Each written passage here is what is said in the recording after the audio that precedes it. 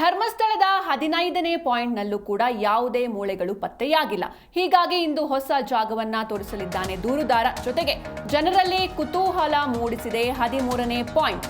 ಆದರೆ ಕೆಲ ಸ್ಥಳೀಯ ಸಮಸ್ಯೆಗಳ ಕಾರಣ ಉತ್ಖನನಕ್ಕೆ ಅಡ್ಡಿಯಾಗ್ತಾ ಇದೆ. ಇನ್ನು ಒಂದು ವಾರ ಅಸ್ಥಿಪಂಜರಗಳಿಗಾಗಿ ಹುಡುಕಾಟವನ್ನ ನಡೆಸಲಾಗುತ್ತೆ. ಆಧುನಿಕ ತಂತ್ರಜ್ಞಾನಕ್ಕೆ ಮೊರೆ ಹೋಗಿದ್ದಾರೆ ಎಸ್ಐಟಿ ಅಧಿಕಾರಿಗಳು.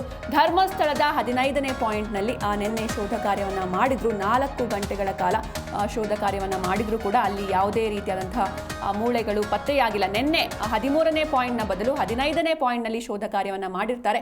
ಕಲ್ಲೇರಿಯಿಂದ 2 ಕಿಲೋಮೀಟರ್ ದೂರದಲ್ಲಿರುವಂತಹ 15ನೇ ಪಾಯಿಂಟ್ ಇದು. ಇನ್ನು ಪದ್ಮಲತಾ ಅವರ ಮನೆ ಬಳಿಯೇ ಈ ಒಂದು 15ನೇ ಪಾಯಿಂಟ್ ಇರುವಂಥದ್ದು. ಆದರೆ ಅಲ್ಲೂ ಕೂಡ ಯಾವುದೇ ಒಂದು ಸುಳಿವು ಪತ್ತೆಯಾಗಿಲ್ಲ.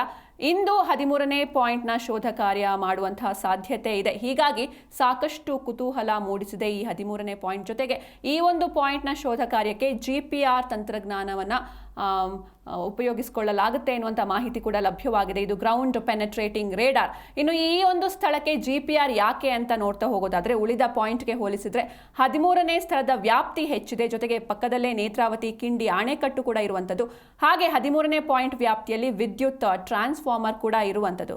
ಜೊತೆಗೆ ಇಲ್ಲಿ 10 ರಿಂದ 15 ಅಡಿ ಆಳ ಅಗೆಯೋದಕ್ಕೆ ದೂರುದಾರ ಮನವಿಯನ್ನು ಕೂಡ ಮಾಡಿದ್ದಾನೆ. ಆದರೆ ಇಷ್ಟು ಆಳ ಅಗೆದ್ರೆ ಅಣೆಕಟ್ಟಿಗೆ ಹಾನಿಯಾಗುವಂತಹ ಸಾಧ್ಯತೆ ಇದೆ. ಹೀಗಾಗಿ GPR ತಂತ್ರಜ್ಞಾನಕ್ಕೆ ಮೊರೆ ಹೋಗಿದ್ದಾರೆ SIT ಅಧಿಕಾರಿಗಳು.